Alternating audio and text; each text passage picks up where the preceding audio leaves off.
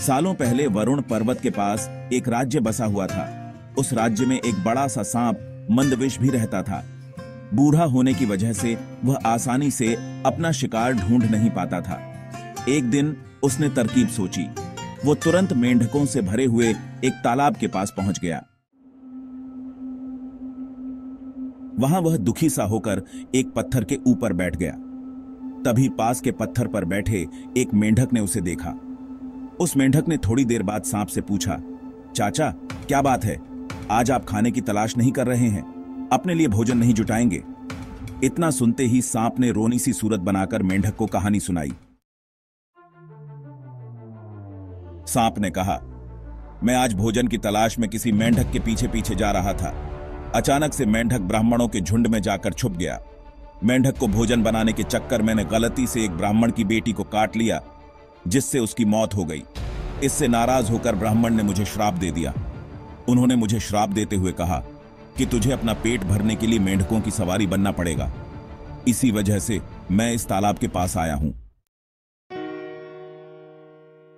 यह बात सुनते ही वह मेंढक तुरंत तालाब के अंदर गया और अपने राजा को सारी बातें बताई। राजा कहानी सुनकर हैरान हुआ। पहले तो उसे बिल्कुल भी यकीन नहीं हुआ, लेकिन कुछ देर सोच विचार करने के बाद मेंढकों का राजा जलपाक तालाब से बाहर निकलकर एकदम कूदते हुए सांप के फन पर जाकर बैठ गया। राजा को ऐसा करते हुए देखकर अन्य मेंढकों ने भी ऐसा ही किया।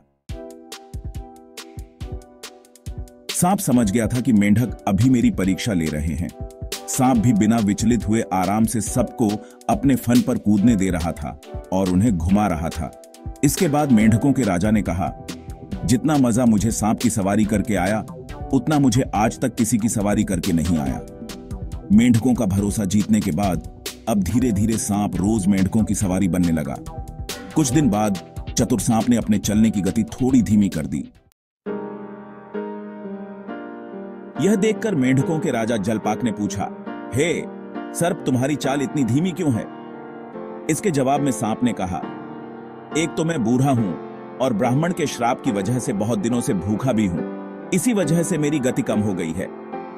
इतना सुनते ही राजा ने कहा, तुम छोटे छोटे मेंढक को खा लो। यह सुनकर मन ही मन सांप बहुत प्रसन्न हुआ।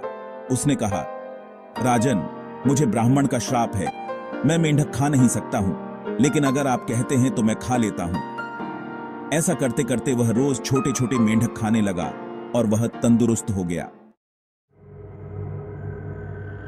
अब सांप को रोज बिना किसी मेहनत के खाना मिल रहा था। सांप काफी प्रसन्न था। मेंढक सांप की चाल अब तक नहीं समझ पाए थे। मेंढक के राजा को भी सांप की इस साजिश की भनक नहीं लगी। होते होते एक दिन सांप ने मेंढक के राजा जलपाक को भी खा लिया और तालाब में रहने वाले सारे मेंढकों के वंश का नाश कर दिया। कहानी से सीख, किसी भी शत्रु की बात का जल्दी से भरोसा नहीं करना चाहिए। इससे खुद की और अपने लोगों की हानि होना निश्चित है।